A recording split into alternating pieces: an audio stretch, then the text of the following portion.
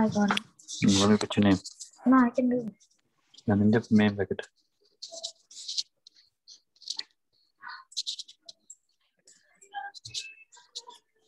Anissa. It's okay. They will get the idea. You on the camera? 2:05. Okay, shall we get started? Yeah, you can start it. Yeah. No, I don't want the camera. No, we want to see you on the camera, my darling. We'd like to see you on the camera. Just a few reminders before we start. Please have your camera on at all times. You can turn off your mic unless you want to say something. We want participation. That's what we'd like to have. So again, cameras on, mics off. Okay, I'll turn on the. Okay, cameras on, mics off. Yeah, it's on. Yeah, I see your camera is on. We just need to turn off your mic right now so we can hear everybody, okay? So I guess welcome to our Kids Club meeting. So today we have a very exciting presentation from Rhea Richards, and she hails from the Knania family, Manimalethu family. I hope I'm saying that right. She is hailing from Detroit, and actually she is studying to be a doctor student. What she's going to discuss with you today is God's love in our shame, the Zacchaeus story. So please give her a big welcome, and thank you so much for coming and presenting for us. We really do appreciate it. No problem. I'm just gonna share my screen so that I can show you some of the slides we made. Okay. So like she said, I'm Rhea. Actually, I have my husband Sachin here. You wanna give a quick intro? Yeah, so I'm Sachin. I just moved here from Australia. So we got married and we moved. I moved to America last year. So has anyone heard of Australia? Any of the kids? No? No. I've heard of Australia. You have? Okay, there's some people raising their hand. I've heard of Australia. No, you haven't? So for some people that don't know where Australia is, they have some special animals there. Does anybody know what animals they have in Australia? No? Okay, she knows. Do you want to say it? What Australia? What and go ahead and say it. Go ahead, just say it. An ostrich? Say it again. Koalas and kangaroos. Koalas and kangaroos. You're right. Good. And koalas are marsupials. Yes. Okay. Oh, really smart. Okay, so we wanted to get started with actually one of my favorite childhood prayers. It's the Garden Angel Prayer, and I have the words to the prayer right here. So if you can read along with me, go for it, okay? Ready? In the name of the Father, and the Son, and the Holy Spirit, amen. Angel of God, my guardian, to whom God's love commits me here, ever this day be at my side, to light and guard, rule and guide, amen. In the name of the Father, and the Son, and the Holy Spirit, amen. So who's heard of this prayer before? Anyone? Go ahead and you can unmute yourself. I have. You have? Yeah. Do you want to tell us what guardian angels are? I have.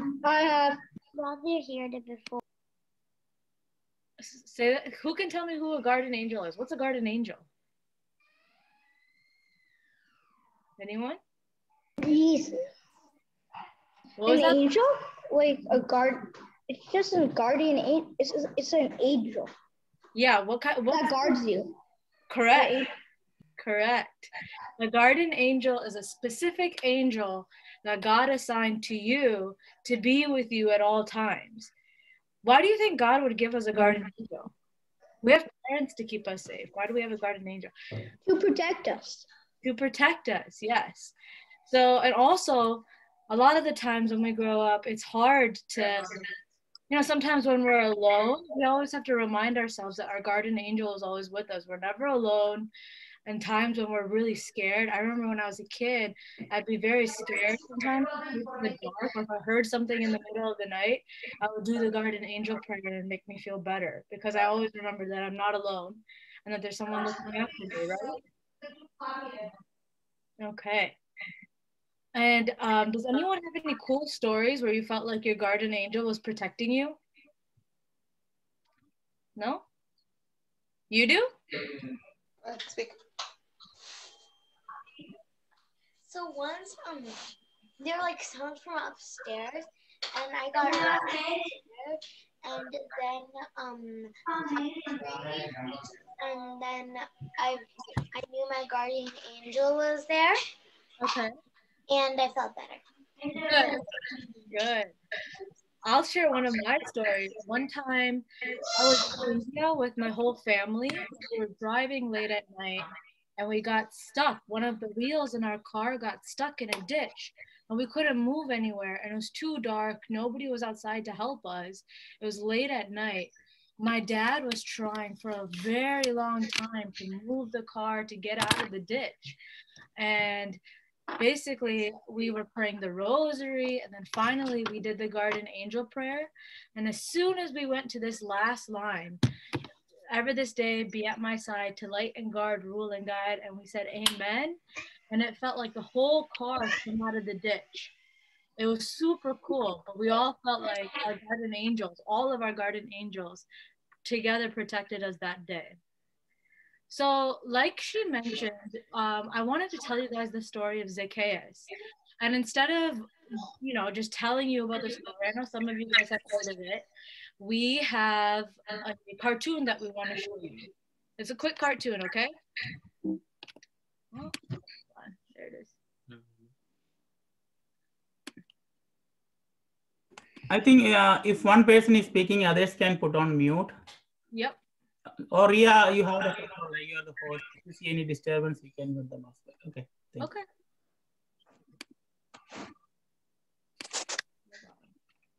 Technical difficulties.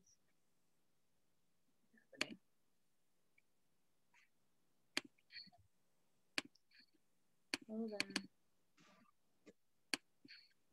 1 second, guys. Well, there you go. Yeah. Is it not working? Are you doing this? Yeah. Do you want to try to make it? Let me try to share my screen.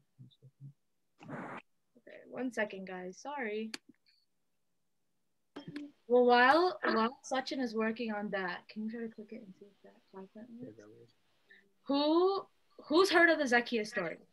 Who wants to give everyone a quick summary before we start the video? Anyone? You can unmute yourself and share. Hello? Yes.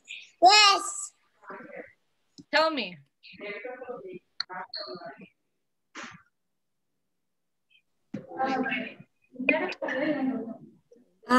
We forgot, but. You forgot? Okay. Well, basically, Zacchaeus was a short man that people in the village did not like at all. Hold on, let me share my screen now. Okay. And the people in the town didn't like him at all because his job was basically to take money from the people in the village as taxes. And sometimes he would demand more money than they owed so that he could keep more for his pocket and he could enjoy his life. And so people starting to realize that he's stealing from them, cheating them, and taking things from them that wasn't his, right? And that would make you guys feel really, really bad, wouldn't it? If someone was stealing money from you? Yeah, I see a couple nodding heads. Okay. So it looks like we're ready. I'm going to show you the cartoon now. So that's the summary. I'll stop this my screen share. Can you guys hear? He was a tax collector and very rich. Pause it. Use screen share.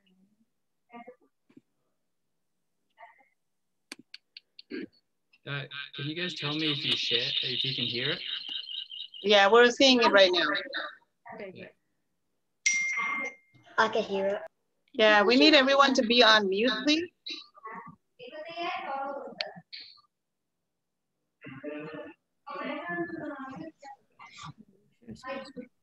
Gino Abraham, Gino, can you put on mute? Gino, please. We can't see it now, guys. It looks like we lost it. Okay, 1 second. There it is. How about now? Okay, there you go. Yeah, better. Zacchaeus. This is Zacchaeus. Hey there. Who was a tax collector and very rich. Tax collectors were hated because many people thought they were liars and cheaters. Boo. Zacchaeus lived in Jericho, and one day Jesus was passing through Jericho. What's going on? Jesus is here! Woohoo! Zacchaeus wanted to see who Jesus was. Hey, excuse me. Hey, watch where you're going. But he was too short to see above the crowd. Oh, that's it. So he ran ahead to a place where he knew Jesus would come. He climbed to a sycamore tree so he could see Jesus. When Jesus came to that place, he looked up and saw Zacchaeus in the tree. Whoa, hey there, friend. Who? Me? Yeah, you. He said to him, Zacchaeus, hurry and come down. I must stay at your house today. Oh, all right. Zacchaeus came down. He was pleased to have Jesus in his house. All the people saw this and began to complain. Ugh. Look at the kind of man Jesus stays with. Zacchaeus is a sinner.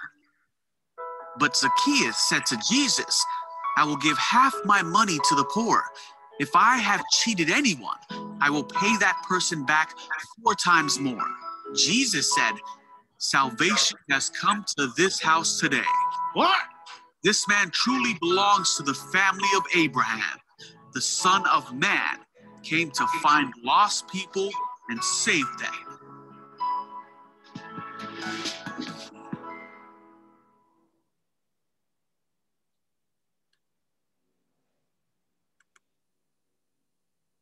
Okay.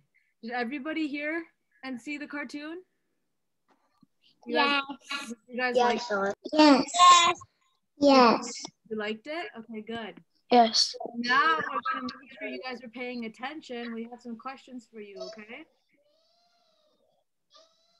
So what did you guys like about the little cartoon? You can unmute yourself and say it. In the end, Daddy said he. In the end, he said what? At the end, he said that you give half of his money to the poor. Good. You like that part? Okay. So what kind of job did Zacchaeus have? Yes? Samson? Is it Samson? Tax collector. It was a tax collector. Good. That's right. 1 point for Samson. So what tree did Zacchaeus climb?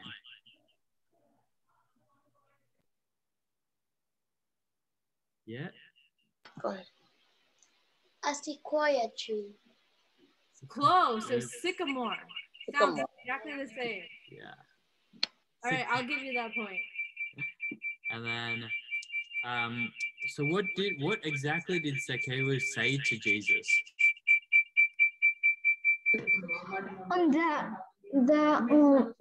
Like first he was like happy that Jesus said he'll come to his house, and then he said to Jesus that he'll give money to the poor, and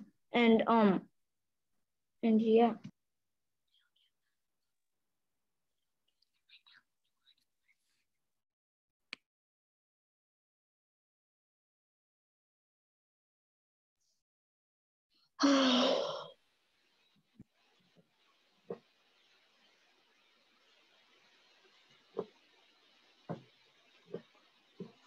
Oh, it looks like Philip is raising his hand. Philip Tamarat. Philip, you can unmic and talk, please. Yeah, hello? Yeah, go ahead. What's the question? I believe the question was, what did Jesus say to Zacchaeus? Well, like Zacchaeus said that he'll give like half the money to the poor, and let's say so, and like some, and he'll give like 4 times as much money as like the people he what's it called? Took from, I think. I took their money from. Yeah, took their money from.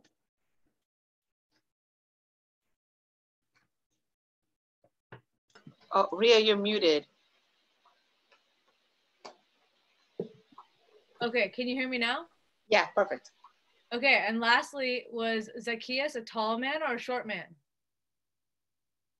Oh. Tall. Everybody's putting their hands up. Tall, right? We all know that. Yeah. Okay. So now that you know the story, what should we get out of it? It's a good story, but how does it relate to us, right? So do you think that Jesus knew that Zacchaeus was a sinner? Up until that point, Zacchaeus was stealing from people, lying to people, and cheating people. Do you think Jesus knew that about him? Yes. Yes, I agree. Yes. And Yes. despite knowing that Zacchaeus was so terrible to his other neighbors, what did Jesus do? Jesus still was super nice to him, right? He said he picked Zacchaeus out of everyone to go to his house. Imagine like a celebrity coming to your town in New York, and out of everyone they picked you. That's a very special distinction, right? Yeah. And so can you imagine what the neighbors were like? They were like, what? They were probably thinking, that's not fair, right? Jesus picked the person that was sinning and so rude to everybody and making everyone really poor, right? Yeah. So why do you think that that he picked Zacchaeus's place out of all the places? Hannah, go ahead, unmute yourself. Because he might have wanted to see what he was doing. Yeah, maybe. I think Jesus may have already known what he was doing, right? Because he's God and he knows everything. Why else do we think that Jesus picked Zacchaeus' place? Samson? I am reading. Who did that? Because he knew he was gonna forgive everyone. Yep, he knew he was going to forgive everyone. I like that. And then what about Melanie? Did you have something to say? Melanie? You're unmuted. Oh, now you're on mute.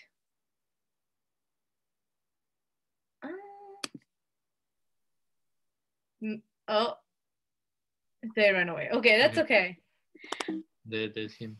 Isaiah, did you want to share something? To forgive everyone, to tell him to forgive everyone. Yeah, he wanted to make an example to the community that regardless of how people are treating you, you still need to treat people nicely, right? Even if they're cheating you, even if they're upset, there's still a chance for them to be better. And just like that, maybe showing some love to the people that hurt us makes them change their heart, right? Lucas, did you have something to say? I had something to say. Yeah, what's that? I think that God truly believed that he could be a good person.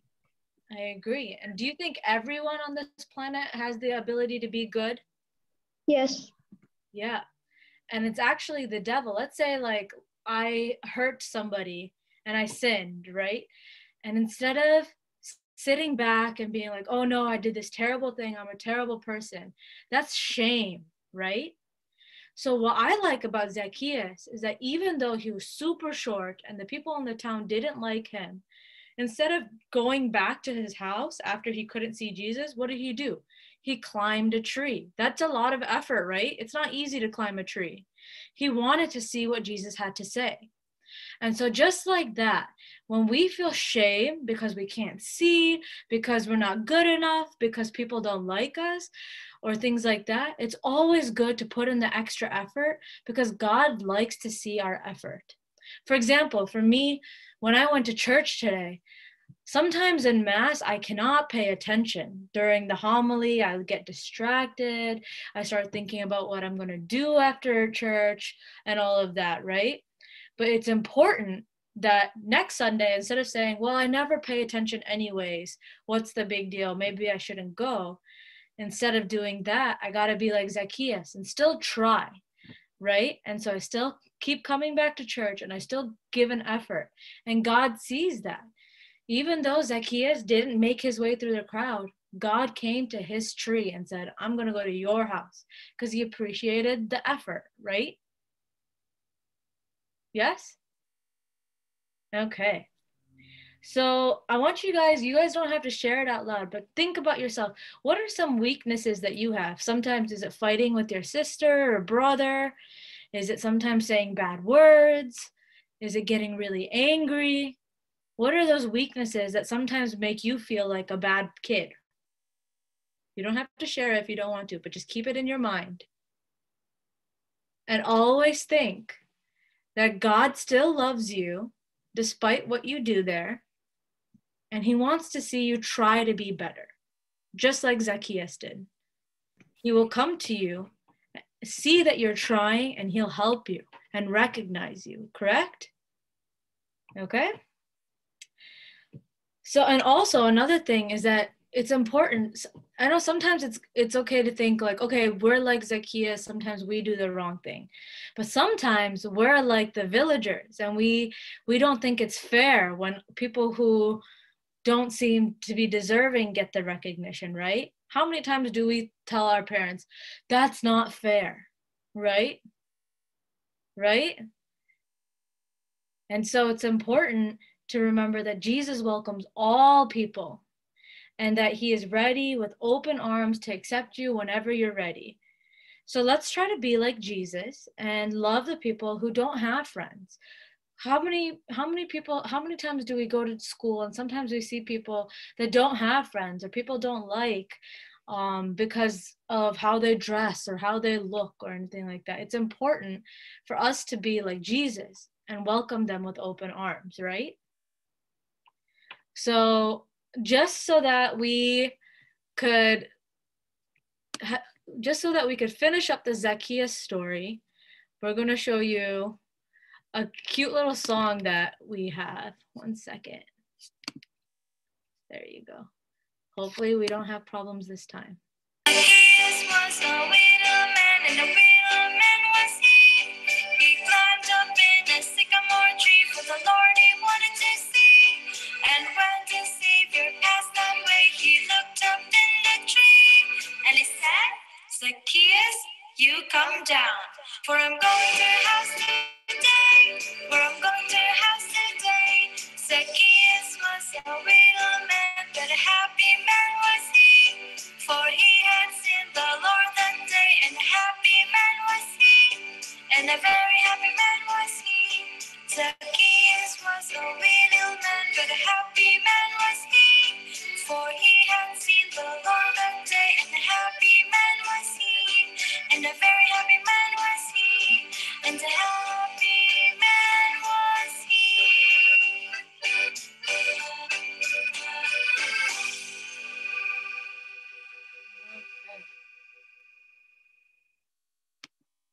We're not very good at singing, so that's why we thought we would play that song instead of singing it ourselves. Okay. Does anybody have any questions about the Zacchaeus story or anything that they want to share about the Zacchaeus story before we move on? Nobody? Does anybody want to share what they got? Oh, Lucas, go ahead and unmute yourself. Zacchaeus. Oh, never mind. Okay. Anybody else have anything they want to share about what they learned about from the Zacchaeus story? We should be so humble like Zacchaeus. Yeah, that's a good one. Is it Ariane? Did you raise your hand? Yeah. Yeah, you want to share what you got out of it? I learned that you have to forgive people even when they do bad things. Because when you forgive them, they might be good. Yeah, they might be really moved by you forgiving them. I like that one. Is it Steven? Yep, I see you raise your hand. You can unmute yourself. He saved us all. Yep, he saves us all. Jesus saves us all. Anybody else? Jonathan, did you unmute yourself real quick?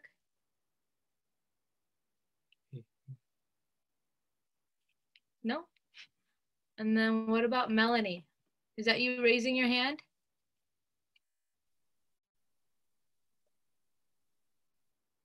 Nope. Okay.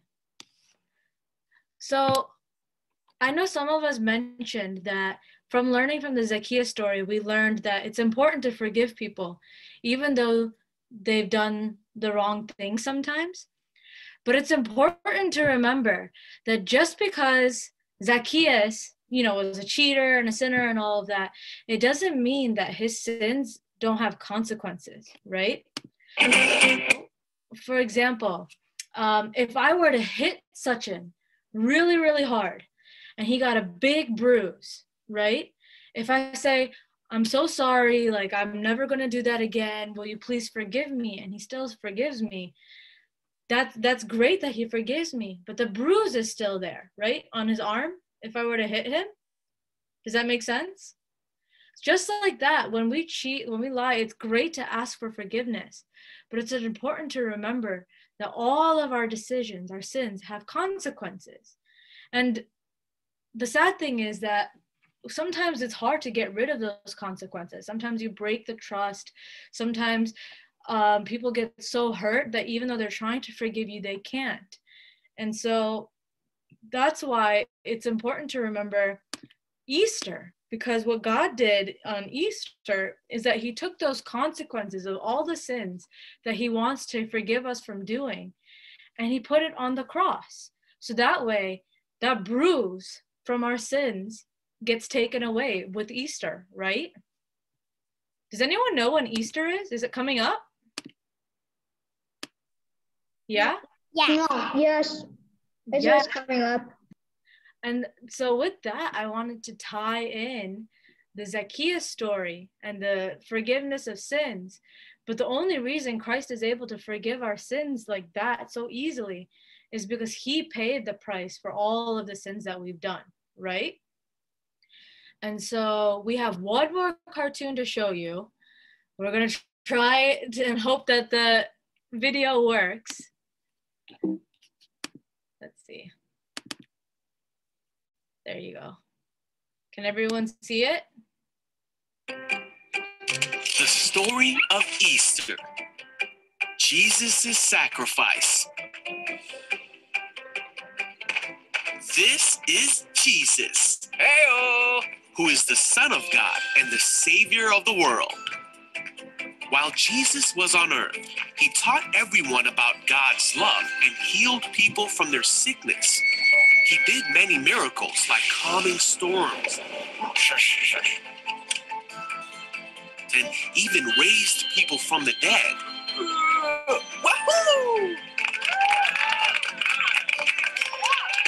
The Jewish leaders and teachers did not like what Jesus was doing or how he claimed to be the Son of God. And so they made a plan to arrest him to get rid of him once and for all. Judas, one of Jesus' disciples, agreed to betray Jesus. Come in. And give him over to the religious leaders for some money. Jesus was in a garden praying, and Judas showed the man who Jesus was. Jesus was arrested and taken to the rulers of the land so that they could decide what to do with him. Jesus was presented before the high council, and they asked him if he was the Messiah, the Savior of the Jews. They asked him if he was claiming to be the Son of God. You say that I am. And the council was furious, and they shouted that Jesus was guilty and he deserves to die. So they took Jesus before the Roman ruler Pilate, and he heard the case against Jesus. Pilate didn't think that Jesus had done anything wrong. Seems okay to me. They found him to be innocent, so Pilate said that he would punish Jesus and then release him. What? But the crowd kept screaming louder and louder, "Crucify him, we want him dead." And because of the pressure of the crowd, Pilate turned Jesus over to the Roman soldiers to be crucified.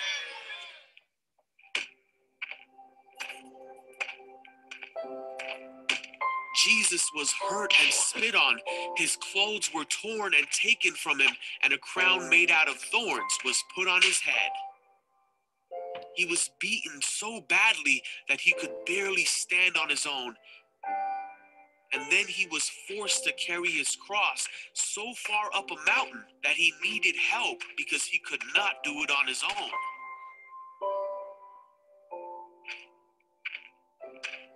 Once Jesus made it to the place where he would be crucified, called the skull, the soldiers around him nailed him to the cross and waited for him to die. While Jesus was hanging on the cross, many people shouted to him, "If you really are the Son of God, save yourself from the cross." But Jesus knew he had to die to forgive his people for their sins. At noon, darkness fell across the whole land. 3 hours later, Jesus took his last breath and finally died. At that very moment, the curtain in the temple that separated the priests from God's holy place tore in two. A soldier watching the whole thing said, "This man truly was the Son of God." Then a righteous man named Joseph came and placed Jesus' body in a tomb. 3 days passed, and it seemed that there was no hope. But very early on Sunday morning, the woman who cared for Jesus went to go visit his body and found that his tomb was empty and that he was no longer there. "Don't be afraid," said an angel. "He is not here. He is risen." At this, the woman remembered that Jesus had told them that he would rise again on the third day, and ran to go tell the disciples what they had seen and heard.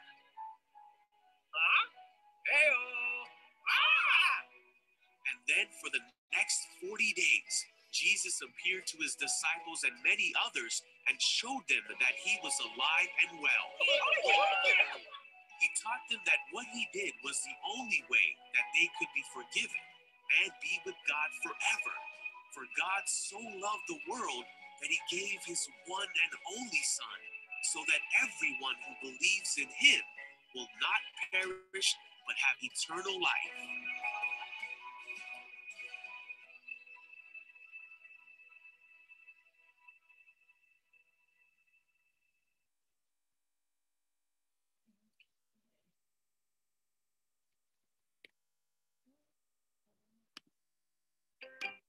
There you go. Okay.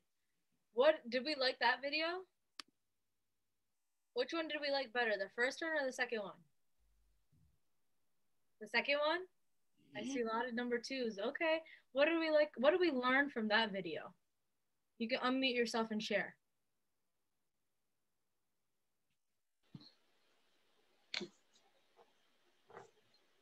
I hear someone unmuted, but I don't. Samson, go ahead and share. So basically Jesus was crucified, and they were like saying, if you're really the Son of God, get off the cross with your powers. But he knew he had to die to forgive everyone's sins. So he died and resurrected from the dead on Sunday, on the third day. Good. Good. Anybody else want to share?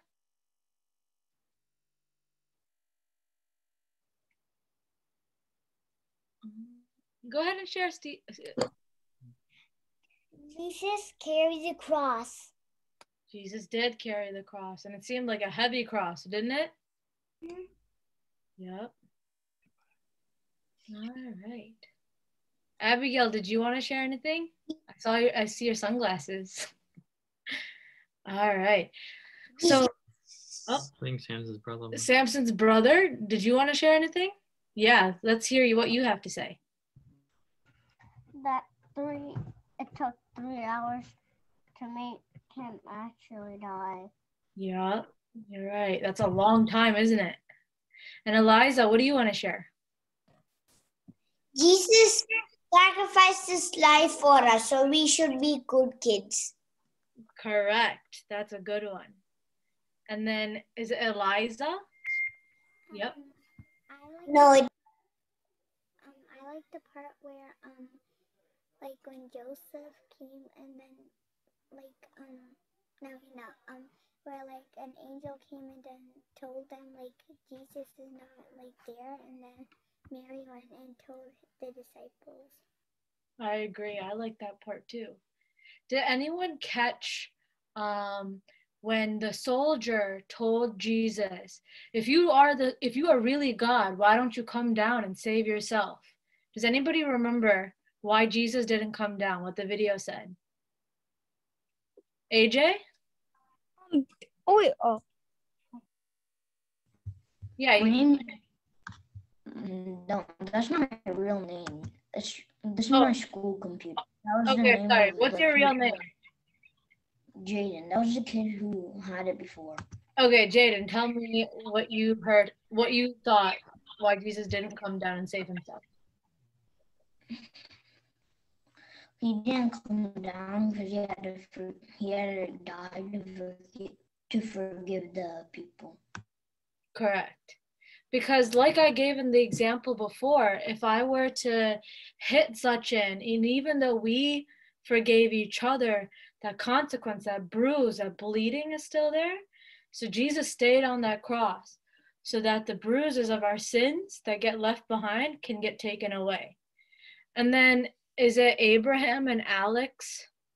Do you have your hand raised because you want to say something? No? Jesus didn't save himself because he had to die for all the sins. Correct. You're right. You're very right. It sounds like everybody got the messages that I wanted you guys to get. So that's very good. You guys are a very bright group of people. And I think that we're running out of time soon. So I wanted to end with the closing prayer. And it kind of, oh, what happened? And it ties in what we've been kind of talking about with, first of all, like our angels, our guardian angels are always with us. So is Christ, right? And so if you can read with me, that would be great. And I'll have Sachin lead that. Go ahead. So did you guys want to repeat the prayer after me? So you can all unmute. And so Christ with me. Christ with me. Christ before me. Christ before me. Christ behind me. Christ in me. Christ in me. Christ beneath me. Christ beneath me. Christ above me. Christ above me. On my right. On my right. Christ on my right. Christ on my left. Christ on my left. Christ when I lie down. Christ when I lie down. Christ when I sit down. Christ when I sit down. Christ when I arise. Christ when I arise. Christ in the heart of every man who thinks of me. Christ in the heart of every man who thinks of me. Christ in the mouth of everyone who speaks of me.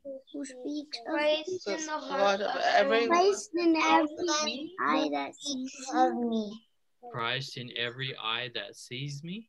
Christ in every eye that sees me. Christ in every ear that hears me. Christ in every ear that hears me. Amen. And in the Amen. Father, Amen. and in the Son and the Holy Spirit. Amen. Okay, anybody have any questions? Otherwise, the time is up, I think. That's it.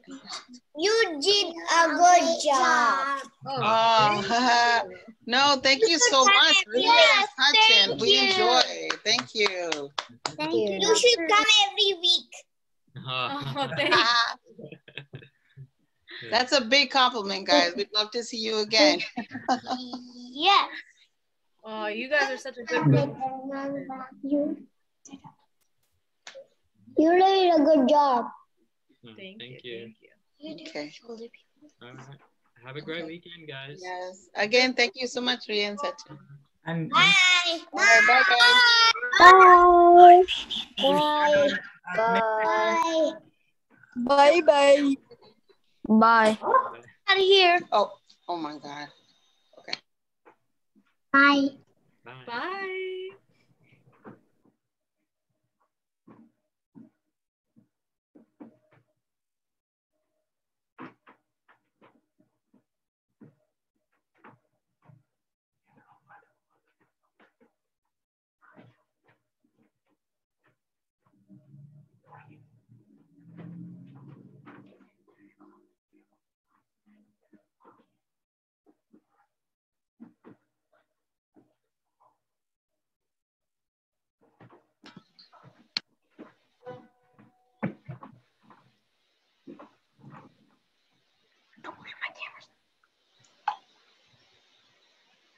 Let's see. Hi, Abigail. Hi, Angel. I don't know if these are your parents' names or your names. I'm not sure. Hi, Hugh, is it? Hugh? Hi, Justin. Hi, Joseph. Let's see, who am I missing? I guess hi, Edwin. Welcome. So what I'm going to request is all you guys, if you could turn on your cameras, that'll be awesome. Please, everybody, I'm going to turn on my camera too. Please, everybody, turn on your cameras so we can see you. So the request is for this session, everybody have your cameras on. Everybody, you have your cameras on and your mics off, but we do need you to participate. So I guess the way we've been doing it is that you can just turn off your mic and you can speak whenever you need to. Especially when Miss Ria asks you questions, we really would like you to participate. So I see a bunch of people still don't have their cameras on. Can you please turn on your cameras? And preferably if we could see your name, that'd be awesome. Welcome, guys. Even if you want to turn your cameras on, give us little spirit fingers or something so we know you're there. I see Joshua, if you could turn your camera on, that'd be great. And was Toby. This looks like That's my dad. I don't know. Oh, okay. I'm sorry. Is that? Oh, okay. I didn't know. I think they're in a car. All of my sisters want to listen. Oh, hey. Hi, Dad. Hi, everybody. Welcome. Why don't you give the phone to Tia or Gianna? That's okay. That's awesome. We get to see everybody. This is great. And who else am I looking for? Justin K. Justin K. Could you turn on your camera? Angel, I saw you for a moment and then I lost you. I don't know what happened. Hi, Justin K. How are you? And I lost Justin again. I'm good. Oh, there you are. Hi, Justin. Joshua. Okay, so the goal is, guys, for this whole session, we want you to have your cameras on. And again, we'd love for you all to participate. That's gonna make it, make it better, make it more interesting, okay? I see Zoya here. Zoya, I would love to see you. We'd all love to see you. Eliza. Sometimes it's hard to look at a black screen, right? It's just your name. Elizabeth, if you could turn on your camera, that'd be awesome. There you go. Hi, Liana. I know some people here. Okay. So I'm just looking for, I guess it's Joshua, Manimana, and Zoya, and Elizabeth. If you guys can turn your cameras, we could definitely start. So we could see you. I know you're not Toby, so I'm wondering, what is your name? It says Toby Manimalethu, but I don't think that's your name. Yay. Hi, Zoya. I don't see you yet, but hey. Hugh. All right, guys, so the way this is gonna work, we need your cameras on and your mics off. And again, we would like you all to participate in this session because these guys are awesome. Again, we wanna welcome Miss Ria and Sachin Richards. They did such a great job with their last team, and I'm pretty sure they're gonna do a great job with this team as well. What they're gonna discuss with you is authentic love versus diluted love, finding the imposters in the real world. So I think this is a topic that you guys can all relate to. And please, we would love for every single kid to participate at least twice. That is the hope and the dream. And of course, everybody make sure your camera's on. If you're feeling shy, we do have the chat system, so you could just put it in the chat if you'd like to as well. Any comments that you guys have, okay? So, so welcome, Ria and Sachin. It's your show. All right. Hi, guys. Like they said, I'm Ria. This is my husband, Sachin. Hey, everyone. And kind of how what we had in mind for you guys. I mean, for the last session, we had like a PowerPoint and we were sharing Bible stories and things like that. But we have something totally different in mind for you guys. This is more casual. We wanted to spend the next 40 minutes getting to know you guys and you guys getting to know us. And so this is not your typical lecture presentation format, okay? So there's going to be times where I will call people based on the Zoom name. I don't know what your guys' real names are. So based on the Zoom names, I'd love to hear you guys participate and hear your voice. And don't take it personally if I keep calling on the same people. I just want to make sure that this is a useful session for all of us. 40 minutes, it's going to go by pretty quickly. And I'm looking at some of you guys that are showing me the corners of your room. While the corners look great and the ceiling fan looks great, can I see your faces, please? Abigail, Thomas, I don't really see your face. Same thing. Who's this? I don't know who it is. Yeah, Eliza, if you can, we'd love to see your face. There you go. Joshua, thank you for showing me your eyes. That's nice. There you go. Eliza, Justin K. I see more eyes now. That's nice. Okay. All right. And then Zoya, Gabriel, and I don't know how to pronounce that. Sheehan? Okay. It's Shins, right? Let me see. I'm going to ask them to turn on the camera. Ajish, is that Ajish Poten Tamarata? I think that's one of our adults though. Okay. That's okay. All right. So similar to you guys, we weren't born in India. I would say we're both born in America, but he has a little different story than me. So I definitely have been in your shoes. I know some of the struggles that we face are kind of the same. I think like most of you all, my parents came from India, and then we kind of had a mixture of Indian and American culture growing up. So I am originally from Michigan. I'm in Ohio right now, finishing medical school. I'm 24 years old, yes. And I'm gonna name my hobby, and then we'll go around and then I'm gonna get to know some of you guys too. So right now, my hobby is watching March Madness and getting to know getting basically my brackets destroyed with all the teams that are losing. I go to Ohio State, and so when they lost in the first round, I was really sad. This is Sachin. Hi, my name is Sachin. I'm 27 years old, and I originally was in Australia, and I moved to America once we got married last year. And my hobby is watching soccer. So we just want to go around and get to know you guys a little bit more as well. So I don't know how this is going to work, but we might just pick out names, and if you guys can say your name and a hobby, that would be great to get you participated as well. So we can start with, I'm sure this isn't your name, but Stephen Kirarato. Yeah, that's Sarah, right? Sarah? Yeah. So Sarah, did you want to say your name and just a hobby? And like how old you are? Yeah. I'm Sarah and I'm 10 years old. I'm gonna be 11 this month. And my favorite hobby is probably either singing or drawing. Singing or drawing. Cool. Yeah. Derek, you want to go next? My name is Derek. I'm 10 years old, and my favorite hobby is playing basketball. Playing basketball. Benjamin, you want to go?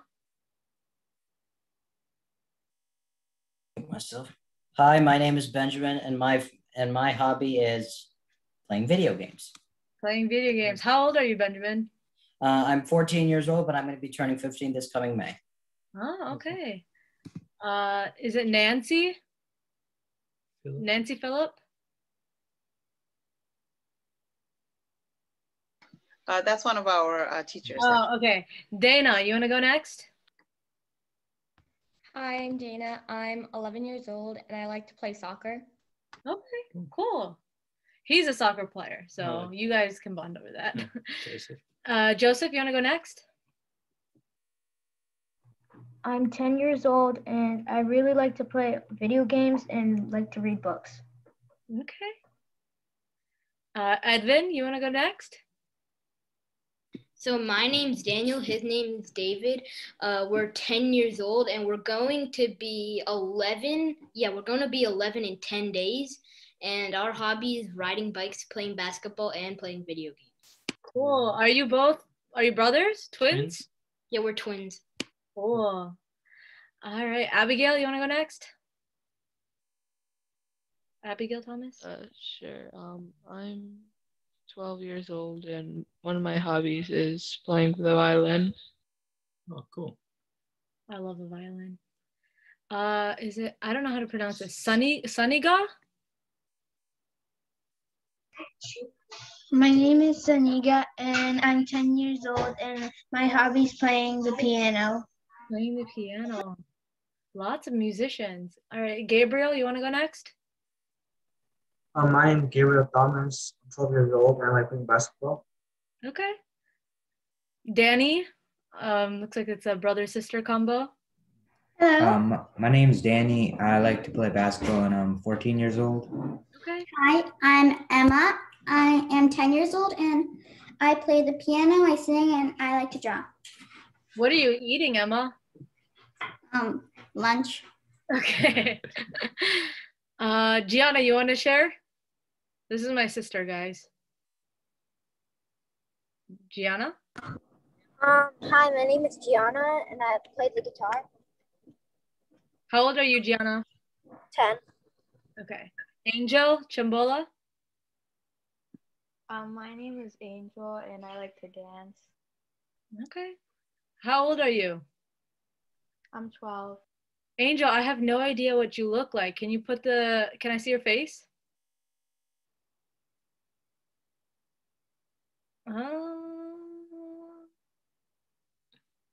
Okay. Joshua. My name is Josh. I'm 13 and I play video games. And you what? I like to play video games. Is it Sheen? No, that's that's it. Okay. Eliza? Hi, my name is Eliza. I'm 13 and I like to sing, dance. Yeah. Dance, yeah. Okay. Justin. Justin K. Hi, I'm Justin. I'm 14 and I like to play basketball. Okay. Smilla? That's actually Liana. Okay, Liana. I'm Liana. I'm 10 and I like painting and reading. Okay. Is it Therese or Therese? Hi, my name is Therese and I like to draw and I'm 12. Okay. Isabel? Hi, I'm Isabel and I'm 12 and I like to play with my cat. Okay. And then it says Steven's Galaxy S20. That's me. I'm Tracy. I'm 13 and I like to draw. Tracy, can I see your face real quick? Please. All right, Hugh. There it is. I see Tracy's face a little bit. Okay, Hugh. Hello, my name is Hugh. I'm the FMCS champion. $13,000. I like to play Fortnite and basketball. Okay. Elizabeth. Hi, my name's Elizabeth. I'm 13 and I like to read. Okay. And then Lucas Maliga. Is that an adult? That could be an adult, actually. Let me just verify that. All right. Does anybody feel like they have everyone's hobbies down? And knows everyone? No? Okay. So basically the point of the main message that like we wanted to just talk about for a little bit was like, you guys have heard the game Among Us, right? That's a game that's like been really popular. I played it a few times. And like for people who haven't played, it's basically like you have a bunch of characters. Some people are assigned to be imposters. They look like the real deal. They act like the real deal. They have fake tasks and everything. And it's really hard to tell which ones are the imposters and which ones are not, right?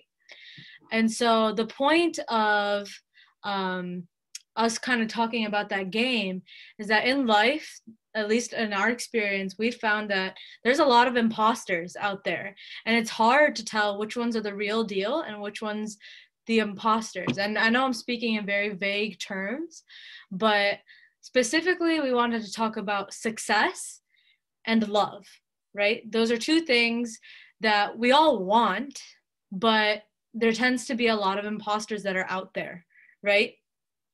And so we wanted to ask you guys, like, well, I guess we can just like share a little bit about the imposters that we've discussed. And again, this is like very casual. If you guys want to ask questions, go for it. I'm assuming that people don't have questions right now, so we'll just jump into our story. But again, feel free to unmute and share whatever you want to share or ask questions along the way, okay? All right, I see some nodding heads.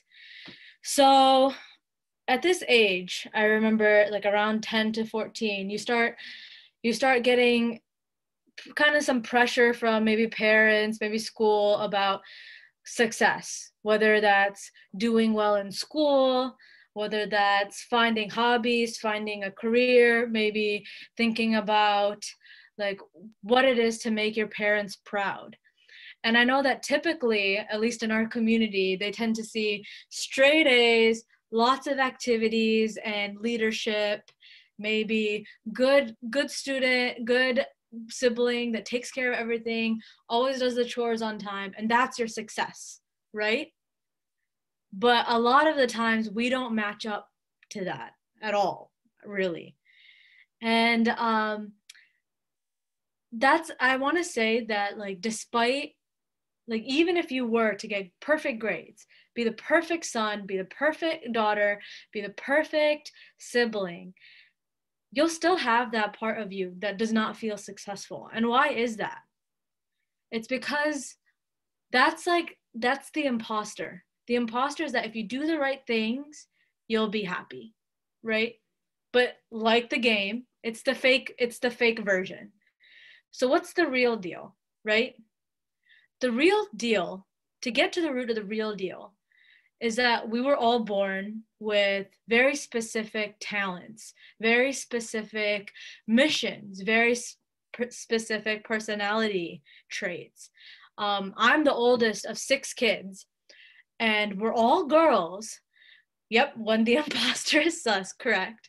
I'm the oldest of 6 girls. And despite the fact that all of us are girls, we're all so different. And we all just heard a little bit of like the hobbies that each of us have. And they all ranged from like basketball to singing to violin to things like that, right? So how can we expect that our success is the same for each of us, which is good grades, make money, be well off in life, get married, you know? So success is going to look very different. And the person that has defined what success for us is going to be is not your mom, is not your dad, is not your friends at school or anything. Success is what God wants you to be. And I know that like right now it might not seem cool to talk about that, but living through life here and being in your shoes, we found that nobody really knows our potential despite how close they are to us, right? And so like just a quick example in my personal life, like of what I thought success would be was, I mean, I was always really, really good at school. I grew up and like school came kind of easy to me. I enjoyed reading. I enjoyed going to school. And eventually I found out pretty early that I wanted to be a doctor. And while like that, you know, everyone was really happy for me, there was a lot of insecurities that I had. I have a sister who's also very smart, but she was like also really good at cooking, really good at taking care of like the kids in the family. She was like, I'm that person that I needed to FaceTime my little cousin to make ramen noodles for the first time because I'm just so uncomfortable in the kitchen.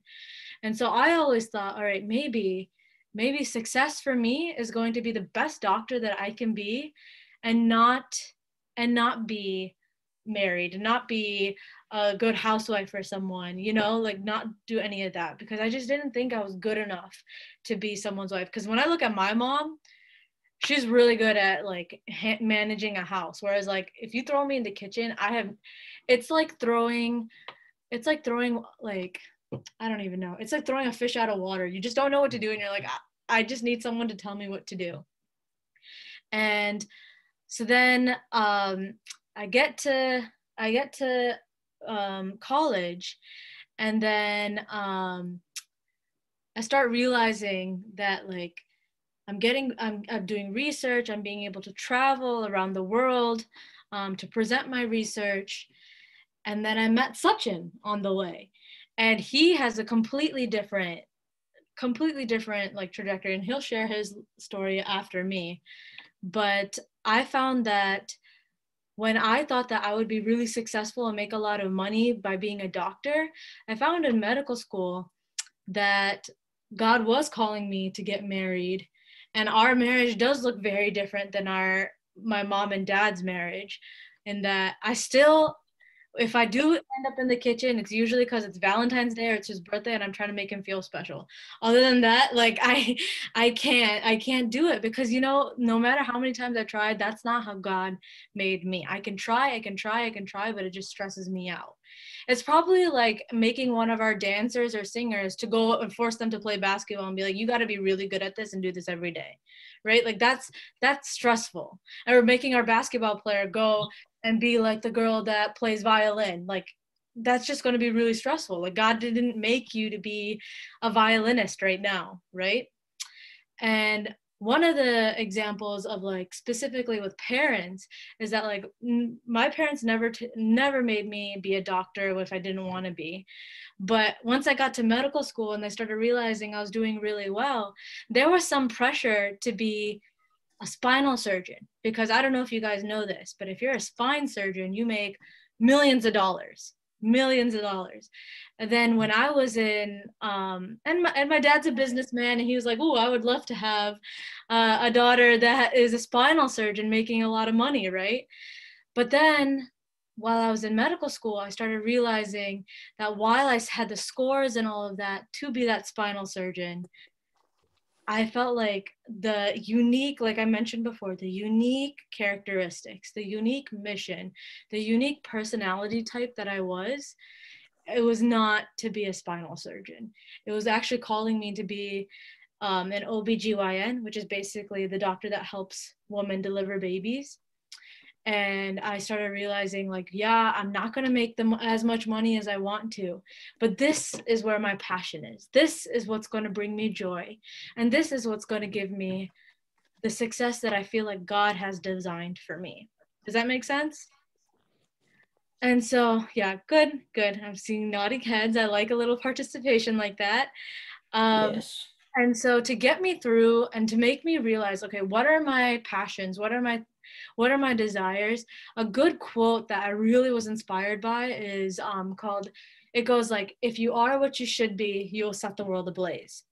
And so I know like a lot of the times for our video gamers that are out there, a lot of the times your hobby may be kind of thrown under the rug. People might be like, hey, like your parents might be like, it's video games, get off that thing, you got to do something else, right? A lot of the time some of those hobbies aren't supported. But if you can prove that like you're not trying to waste time with video games, go into how do you make the video game? What do you do to like develop a good experience? These are real jobs that are out there, you know? And like if that's really your passion, then go for it. One of my sisters that are kind of in the back in the car, while so she's the third one. Me and my the older one, we both became doctors. But she hates science. She doesn't like blood. She doesn't like any of that. So she's just like, absolutely not. I'm not going to be a doctor. What does she like doing? We found that she's spending a lot of her time playing with makeup and doing her hair and like actually enjoying to do other people's hair and makeup as well. And so one of the real possibilities for her is to go pursue that, right? So find right now as a preteen and a teen, like, because you guys are all in the 10 to 14 age range, find what's bringing you joy. What are you doing that you would do without being paid to do it? You know, like what brings you joy? And it sounds like the singing, the dancing, the video games. I heard some playing outside, like things like that. Keep doing those things, because ultimately the things that bring you joy are the things that are supposed to be bringing you closer to God. Obviously, like I don't know anything about video games. I'm not sure if God can speak through video games or anything like that, but I trust that things that make you a better person, hobbies that you can cultivate and take to the next level, you should go for that. Okay? And like in a world full of like doctors or lawyers, engineers, we were always going to need people to cook, to entertain, to build, to design. You know, those exist. And so while some of our school teachers or our parents or our uncles or aunties, they might mean well when they tell you to stop wasting your time doing X and you should do Y instead, success does not look a certain way. Success is what you should be, you know, what you are built to do. You are born with a very unique mission, a very unique set of talents and qualities, and it's your job to pursue that.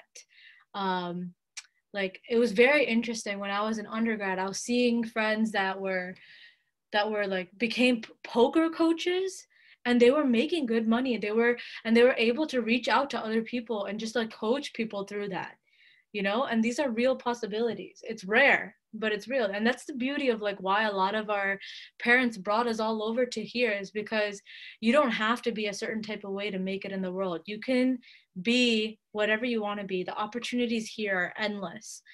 And so that's what I have to say about that. I don't know if you had anything you wanted to share. No, I think you do. I think what you guys have to focus on is also not just what we want to be, but what God wants us to be. I know that, like, you know, we have so many different hobbies. Like, I love playing soccer, but it doesn't mean that God necessarily wants me to be a professional soccer player, you know? So you kind of have to focus on what God wants you to be as well. So it's a combination of talking to God and seeing what he really wants to do with your life. I think that's... Yeah. Because like for me, I kind of made my passions my job. And so that's why I'm going to go be a doctor. Whereas for him, his passion is not accounting, but that's what he did. Yeah. So like, even though like that's not my passion, it's something that God kind of put in my way, like through my studies and everything. So I ended up becoming an accountant. It's not necessarily saying that I don't like being an accountant. It's just, you know, that's something that God wanted me to do at the time, so that he could work through me to, you know, maybe touch other people or maybe get me to a certain stage in my life. Okay.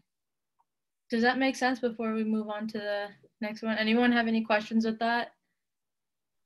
You know, there was a comment from Hugh, and he's talking about I'm the FNCS champion and won a lot of money. So like my parents are kind of supportive.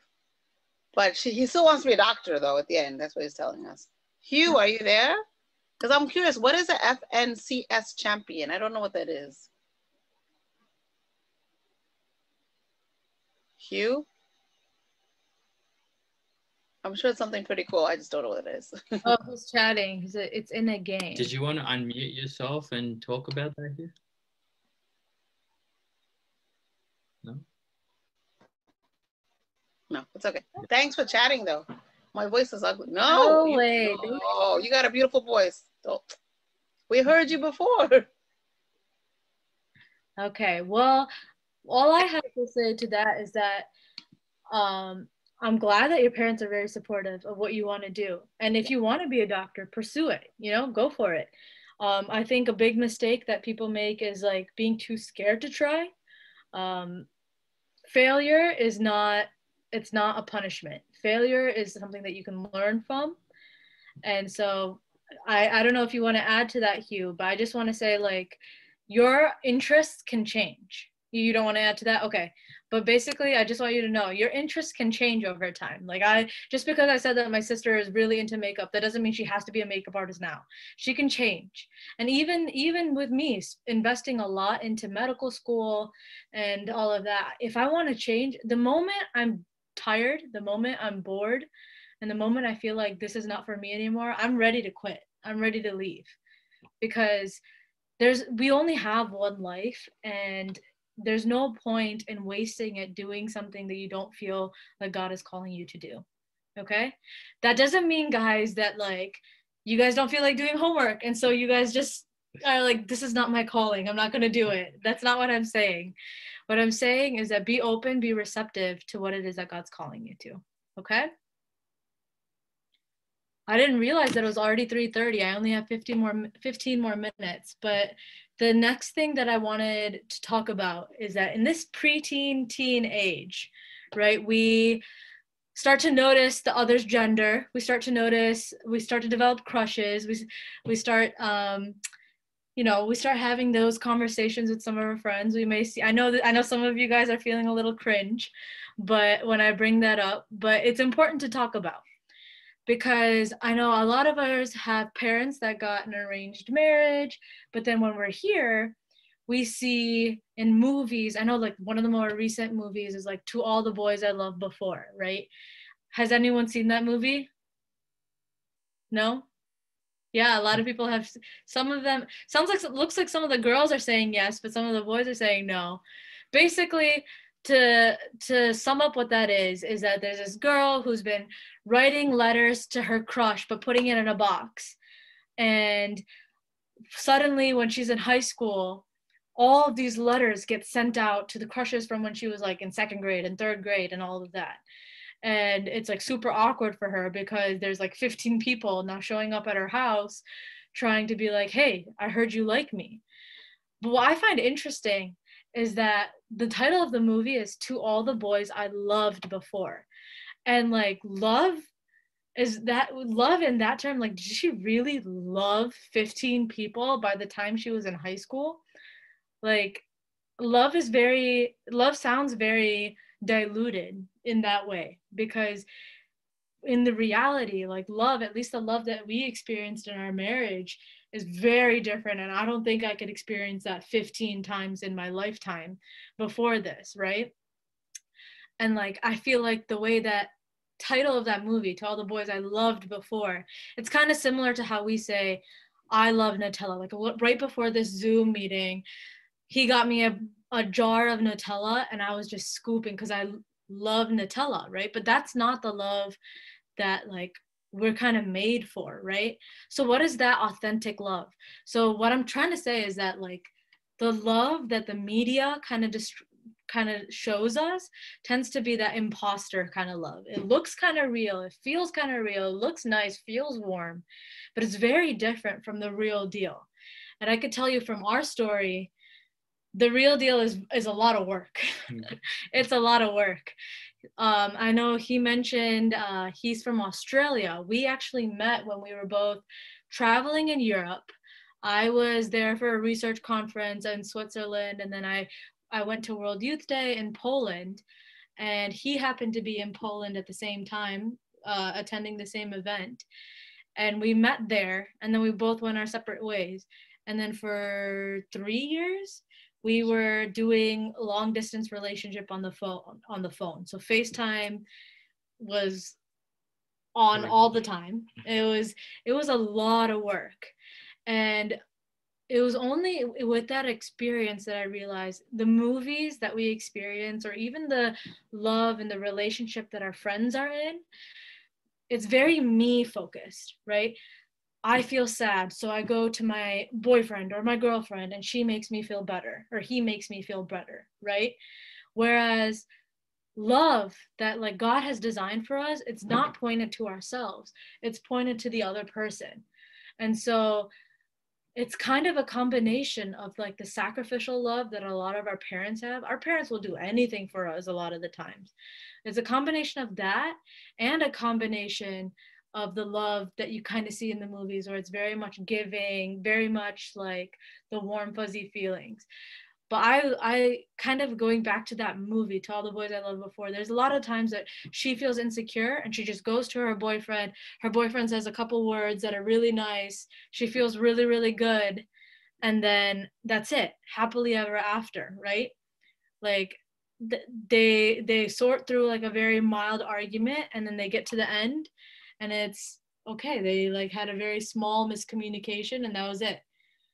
We have miscommunications like every day, and it's a lot of work to continually have that, like, okay, working up. And I'm sure your parents will understand too, like it's a lot of work to be showing love to one other person and being committed to them. And I just wanted, like, I don't have a whole lot of time to go into that, but this idea of, you know, developing a crush and then working really hard to win them over and then dating them and then getting married and then end of story, that's not the real deal. And a lot of that gets diluted because even though that looks nice in the movies, 55% of that ends up in divorce, right? Whereas our arranged marriage parents, they claim like, look, we don't have any divorces. This is the great thing. But at the same time, there's people in our community that have been stuck in relationships that are very dangerous because they're very committed. So while we like the commitment that our parents have showed each other, we have to combine that with the choosing. Like that's the unique situation that we all get put in, right? As people that were born here, we kind of see both cultures doing their own thing, and we kind of have to make something that works, that honors our values, honors the good values that are in both, which is that staying committed, staying involved, stay, even when the feeling, that warm feeling of love goes away, that you stay committed, right? And so why am I talking about marriage and love when you guys are only like 10 to 14 years old, right? It's because they start feeding these messages to you now, or even earlier. I might be a little too late. You start seeing these like temptations, whether it's through pornography, whether it's through the music that you listen to. It's all these different things, right? Like, let's be real. I know that a lot of you guys know exactly what I'm talking about.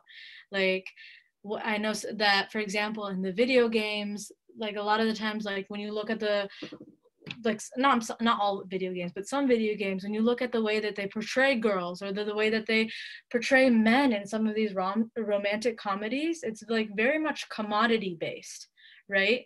Like you don't really see the heart of the person, you see what they can do for me, right? And so that's what I want you guys to pay attention to, because that stuff is not real. And it's easy for us to say that now because we've come on the other side. But we definitely wanted to make you guys aware of that and let you know that, you know, there is, after going through the same things that you go through and, you know, experiencing the same things, like, okay, maybe my parents don't understand, we can definitely say our parents know a lot more than we think. And that, yeah, there's a lot of imposters out there, and we recommend you guys try to find the real deal. Yeah. Do you want to add anything with that? No, at the moment. Okay. Yeah. I think another thing I wanted to say to you guys is, I know that it's a Sunday afternoon, and like, you know, most of you might be forced into doing this, and to be fair, like when we were your age, we were forced into many retreats to go to. Like now you have the luxury of turning the camera upwards and not even showing your face. Whereas for us, we had to be like sitting down in rooms. Mm-hmm. And I can tell you that, yes, it's hard at the time, but looking back and like learning a little bit from each speaker like helps you become who you are, and like your relationship with God. And because that's the most important thing, right? If you have a great relationship with God, he's going to guide you to away from these imposters, you know? So I know it's really tough for you guys to be on a Sunday afternoon on Zoom, listening to a couple of married people talk to you guys, but I think it all helps you along the way. So you kind of like just take a little bit from each person, and then you kind of grow into your own, you know? Yeah. That's what I wanted to add. And then another thing is that a lot of the times in like preteens, teens, we start doing things that are like kind of behind our parents' back. And I just want to like make you aware that a lot of the times the devil likes to live in secrecy. So like dangerous things tend to happen in secrecy. I remember like when I was a kid, if I had to do something in secret, it was probably something I shouldn't be doing, right? And I just recommend, like, I know that sometimes we feel like our parents won't understand, but it's always you'll be surprised with when you do share some secrets that, you know, are very difficult to share with your parents. They, even though it seems like they're a whole culture away and they don't understand, it's very shocking, at least in my experience. I instead of speaking vaguely, I can give one example. One time I was in college and we had a birthday party at someone's house. It was 3 a.m. and it was like a cold winter's day, and I tried to leave the party and I couldn't start the car at all. Like, and I was just like, great, I'm stuck in the middle of the winter with no car. And, you know, my friends were saying, you know what, like, I was like, okay, I think I just have to call my dad and get this car started. And I just have to face the consequences that I might get in trouble, that I had to call him at 3 a.m. to save me from a college party. And then I had friends say like, oh my gosh, you're going to get in so much trouble. Like, don't tell your parents, like, just stay here tonight and like, don't worry about it and just deal with it in the morning. And I went like back and forth on what I should do. And then I was like, you know what, like, I could listen to them, but I'm just going to call my dad. And I called my dad and there was no yelling. I was ready to hear like, okay, daddy, like, I messed up. Like, I can't get out of this place. Can you help me come and jumpstart the car? I was going to jumpstart the car myself, but the hood was frozen because it was that cold outside. And so I couldn't open the hood of the car. So I was just like, ultimately my car doesn't work and I need to get out of here. And in that moment, I found that my dad just drove at 3 a.m., picked me up, no questions asked, nothing. And him and one of my sisters jump started the car the next morning once the sun was able to warm things up a little bit. And while I was ready to hear it, because I deserve to get like punished, I deserve to get yelled at, but I was very surprised with what my parents' reaction was. Even though they weren't born here, even though they probably did not experience like the college party scene the way that and he saw exactly what was going on there. And the fact that I was able to reach out, it probably saved me from a very dangerous situation of being stuck in one place overnight just because I was scared to tell my parents. And so I want to share it with you guys, like whether it's someone doing something inappropriately to you or like something that may have some shame associated with it, it's very important that, especially when things get bad and you're like, okay, now I don't know what to do, that's especially the time when you need your parents the most. And I know that a lot of the times, like, we'd rather just be like, okay, I don't want to deal with them yelling at with me, so I'll just try to figure something out. It's in that moment that you need your parents the most, and they could probably give you the best guidance in moving through with that situation. Does that make sense?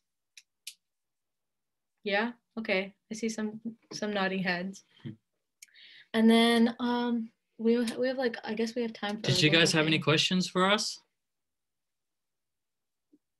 No? Okay.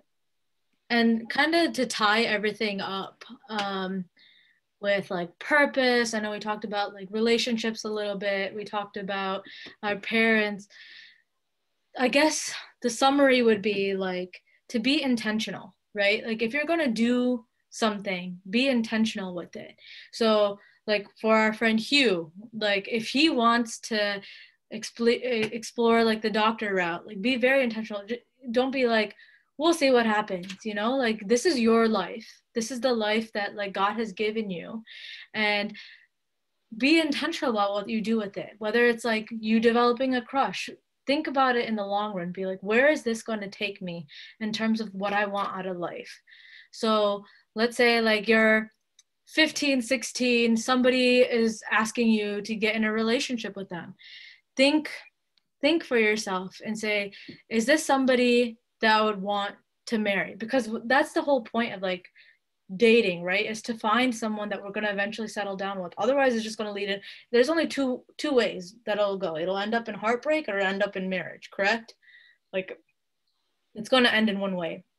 And so instead of just going with the flow in the beginning and seeing like, oh, I'm gonna pursue this girl and we'll see what happens. That's the temptation that like our society tends to give us.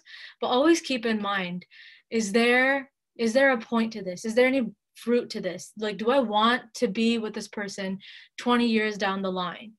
Like as an example of my life, like there were people in undergrad, well, so that's like college, that they were like asking if I wanted to start a relationship with them. And like while it was easy, because this was like a close friend, while it was easy to be like, hey, like we'll see where this goes, I just imagined whether this person would be good, whether this person would be able to sit through the family prayer that my mom forces us all to do every single night. And I was like, that would be awful. That would be so awkward. It would be so embarrassing. And so right away, like while I enjoyed the attention that person gave, it was very useful for me to be like, okay, if I were to go down this route, what would that look like in 10 years? And I was like, I don't like what that looks looking like. And so that was an easy way for me to say no. So look, if you ever have a question about what, like, you know, purpose, like what hobby, what we want to pursue, whether it's a relationship, whether it's success or anything, just be intentional about it. So like when I met Sachin, one of the best signs that this was like a good thing to pursue was that even though we were in Europe, that day itself, we both called home and told our parents about the other person, which for me I was very used to that because I tend to tell my parents everything. But for him, that was kind of new. He was very surprised that he just called home and told his family about me in Poland. And that was kind of a good thing, right? Like that was kind of a sign that maybe this is the person that God has for me. And then we realized that like with that foundation, with that intentionality, kind of imagining the other person in our life, that's how we found like a fruitful marriage that was like everything that we wanted it to be. All right. Well, it looks like I took an extra minute of your life. Does anybody have any questions? No? Anybody have anything in the chat that they want to write up? Any questions? No. Oh boy. That's okay. Okay, we're good. Okay. Thank you so much, guys. I love your choice of words, like being intentional about the decisions that you're making. Even at this very young age, you really need to think about, right, God's path, and also what is this going to lead to. And I know you guys are kind of young, but I love that you both proceeded in that route. I'm a parent myself, so that's something that I want for my child, to make sure they have that thought, that intention in their mind. Like, I'm going to do this, but why am I doing this? Is this going to be helpful to me? So I thought it was amazing. That's definitely a good thinking point for, you know, even at this age of like 10 to looks like 14 or 15 that we have the group here. Nobody has any questions? I'm very surprised. I didn't have questions at that age, so I totally understand. Oh, I think I'm too old, and I'm like, everybody should have questions. Everybody should be talking. No. No, you know what? Joseph just said, nope, no questions. He's good. All right. This is a good group. I could definitely tell this. A lot of them are paying attention. So yes, I'm so proud of them. They paid attention, and most of them put their cameras on. So it was really great. Thank you so much, guys. We really appreciate this.